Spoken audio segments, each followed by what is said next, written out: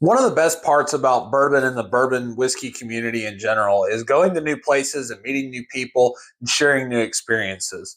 Today, we went to a store after watching a video from Brandon at Brutally Honest Bourbon, and it's a store that's close to me, both in kind of in Birmingham, Alabama.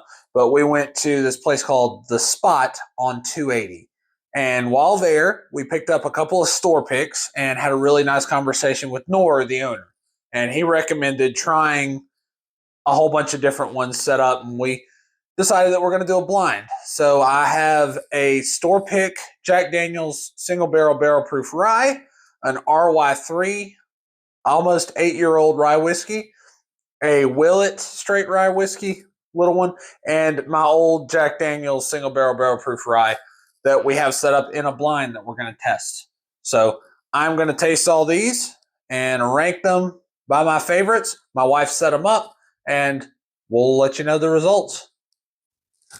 And after careful consideration and my very unsophisticated palate, I did come up with a ranking for all four of these bottles. So, starting off, first off, these are great bottles. Like, seriously, very good. And they're all rye whiskeys. Very, very, very, very similar. So, it was hard for me to tell them apart, as per normal. But starting out, the worst of the four, in my opinion, was glass number 3. The nose on it had it had very strong oak, and then it had an after the rain smell.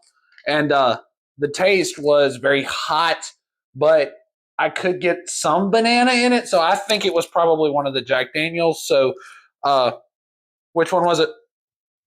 That one was the Willet. The Willet Little 3-year straight rye whiskey was that one. So, moving on, next one is going to be glass number 4. That glass, you got some clove in it, you got some spices, and you got kind of a sour smell off of the nose. And then upon tasting it, you got some robust oak, and it had a super, super long finish, which was very, very, very good. I really enjoyed that bottle. Would definitely get this bottle again. More over than this one. And for that one, that was it looks like the store pick from the spot at 280, the Jack Daniels. Also important to note, I just cracked this for the blind just now. So just been cracked. So give it about a week to air out. And it was very, very close between these three. Number 3 was the worst by a substantial margin, but these three were very close. So that just leaves spots 1 and 2 left. And so my number 2 glass was number 1 on the sticky note. On the nose, you got some banana, some vanilla sweetness, and it was definitely the best nose of all of them. Definitely the best nose of all of them. But I didn't see it. Just the first taste I got, it was just hot, and this one is at a disadvantage because it was my first sip. So I think this is probably either my other Jack Daniels, this is probably my other Jack Daniels. But oh no, it's the Rye 3, the RY3. But still, like I said, very similar and heavy hitters with these. That means my last bottle was my very first Jack, which, as you can see, is almost gone.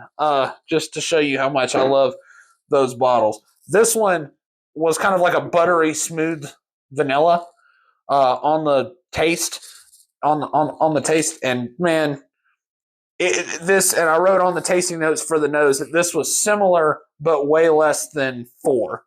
So this has the more substantial nose. This had the least nose, but the best flavor. I think it's due to it being open the longest. But honestly, the fact that that all 3 of these just outdo this Willet in its entirety is about all you need to know.